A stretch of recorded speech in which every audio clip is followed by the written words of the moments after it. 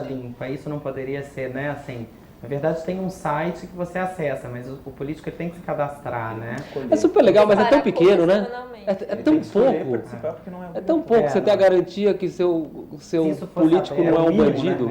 É o mínimo. Beleza, a gente fica feliz porque é um avanço, Não é mas é tão pouco. definitivamente um bandido. Né? Não é, pelo menos não foi pego até agora. Aqui tem o tweet o Genome, que ele fala que o povo realmente liga para a transparência. Aí ele dá exemplos de políticos que possivelmente corruptos e que são acusados de corrupção, que são campeões de votos no Brasil. O Brasil está preparado também para essa transparência? E essa política, né? pergunta do Gnome, aí, estou vendo aqui o negócio dele, é ótimo. Porque assim, é verdade. Quando você abre os dados e você abre tudo vira transparente, o problema é que as pessoas não têm tempo. As pessoas estão avassaladas por uma quantidade de informações que é impossível. Então, existe um déficit de atenção para prestar atenção em tudo. Então, um dos desafios da transparência é essa questão da inovação. É você usar a tecnologia para processar aqueles dados por você. Agora, quando eu estava vindo para São Paulo, eu estava lendo um artigo muito interessante justamente sobre essa questão de processamento de dados. Tem um software já que pega casos de corrupção. Ele fica analisando padrões de gastos orçamentários e quando ele vê um padrão estranho, é igual a operadora de cartão de crédito. Ele levanta uma bandeira vermelha e aquele dado é analisado por um time de pessoas que analisam se aquilo foi corrupção ou não. Esse tipo de coisa eu acho importante. Então, eu acho que a pergunta dele é ótima. Eu acho que... até acrescentar uma coisa, ela cita o nome do Paulo Maluf, que geralmente está sempre nessas discussões de políticos investigados. E que volta e meia aparece aí na cena política, como muitos outros, né? Então, são dois aspectos. Um, usar a tecnologia para monitorar execuções orçamentárias, para monitorar programas governamentais, eficiência de serviços públicos, tudo isso tem que fazer.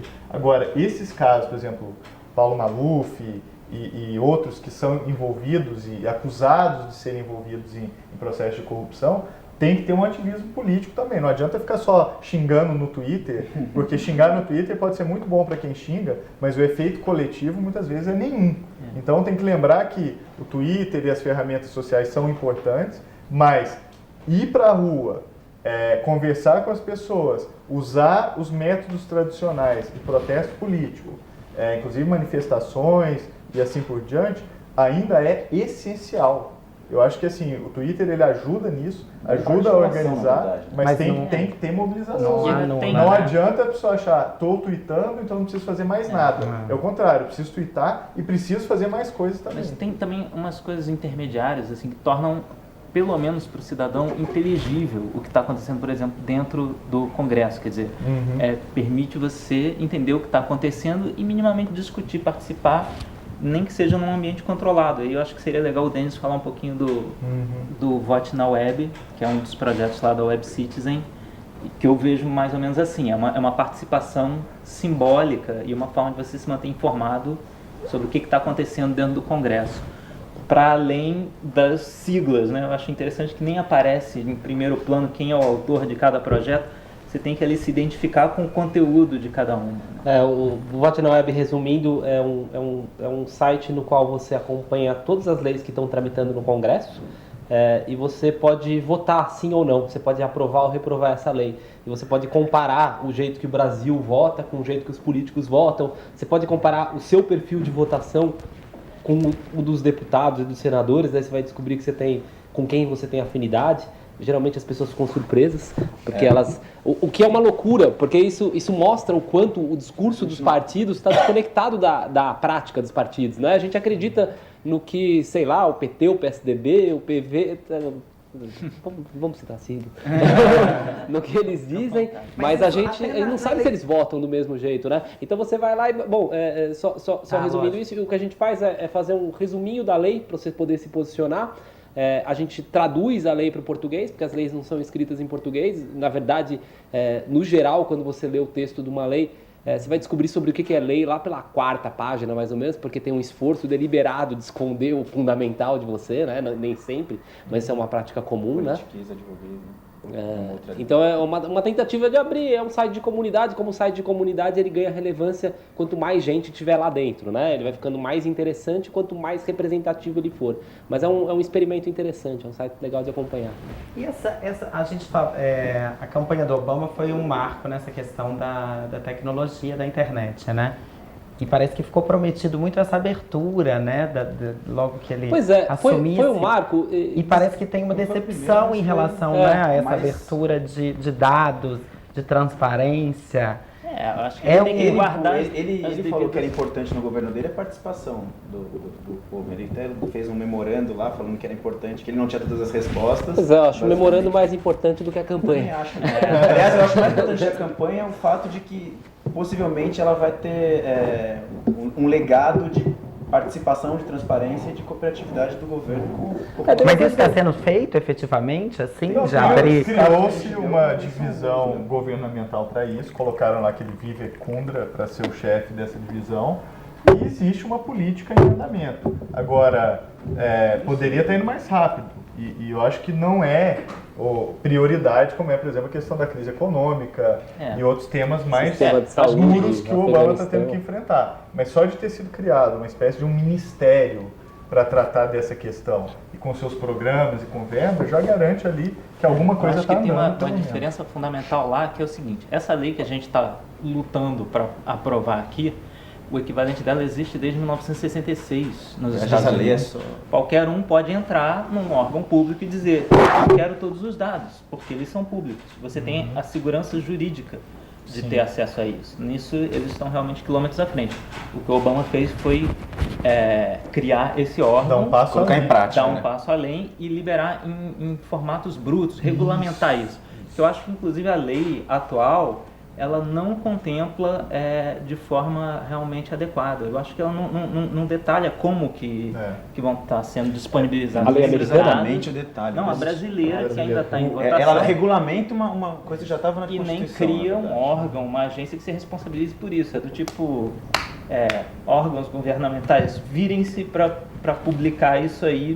Não, e isso faz toda a diferença, porque o jeito como você entrega os dados é o que importa. Porque uma coisa é, sei lá, no órgão público e falar assim: eu quero saber o dado XYZ. Eu quero te dar um caminhão de papel e falar assim: se vira e olha isso aí. A questão é padronizar aquilo em um formato eletrônico que seja compreensível e manipulável pelo computador.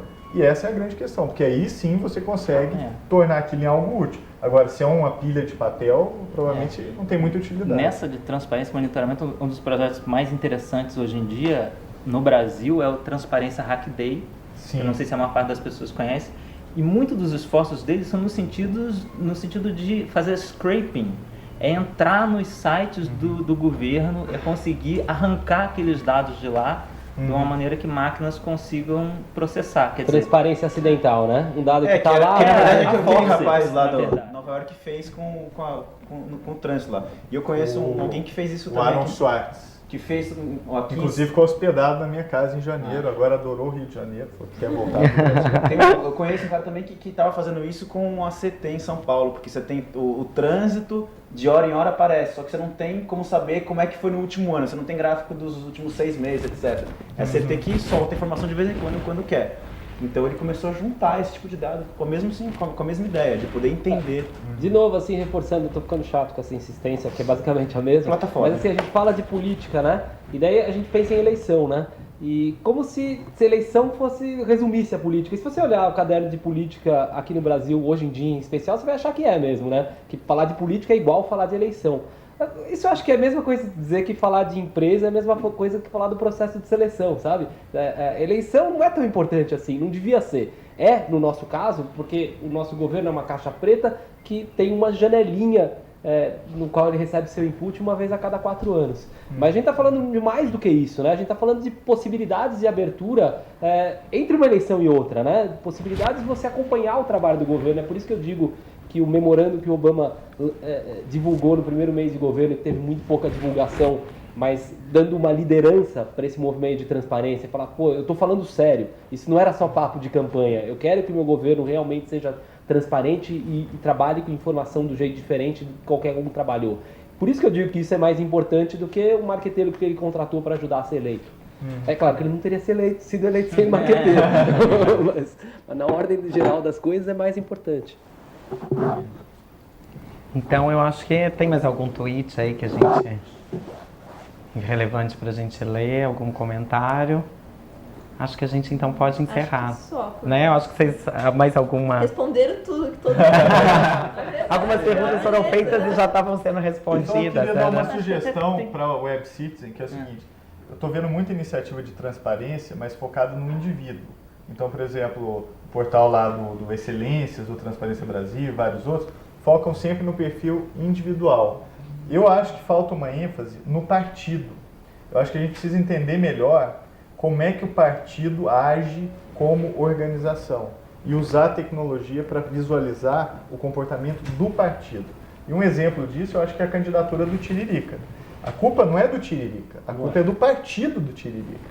Então, é esse partido que precisa ser responsabilizado, que precisa ser entendido, e uma ferramenta ali de transparência sobre as dinâmicas de como esse partido opera, eu acho que seria muito útil. Então, assim, uma dica, eu sei que a Web Citizen está pensando essas questões praticamente hoje, e focar em comportamentos institucionais. Inclusive, isso reforçaria a identidade partidária aqui no Brasil. Então, eu vejo assim, muito foco no indivíduo. A Acho gente que tem vota que muito dar... no político e não no partido. Exatamente. Tem que E vai tem um monte que- de gente junto. tem que subir um degrau e usar a tecnologia para entender o comportamento institucional desse partido. Acho que isso seria muito interessante. Interessante mesmo. Pro Tiririca é uma piada, né? Pro partido dele é uma estratégia para puxar Óbvio, voto exato. e eleger Pra mais rir, votos. quem vai rir? Né? Tem, Esse é o e ponto. tem um monte de problema sistêmico desse tipo, né? A gente insiste Exatamente. em fazer denúncias pessoais, mas o nosso sistema político está quebrado. Isso, é exatamente essa questão. Eu acho que assim, a responsabilidade de corrupção é uma responsabilidade sistêmica.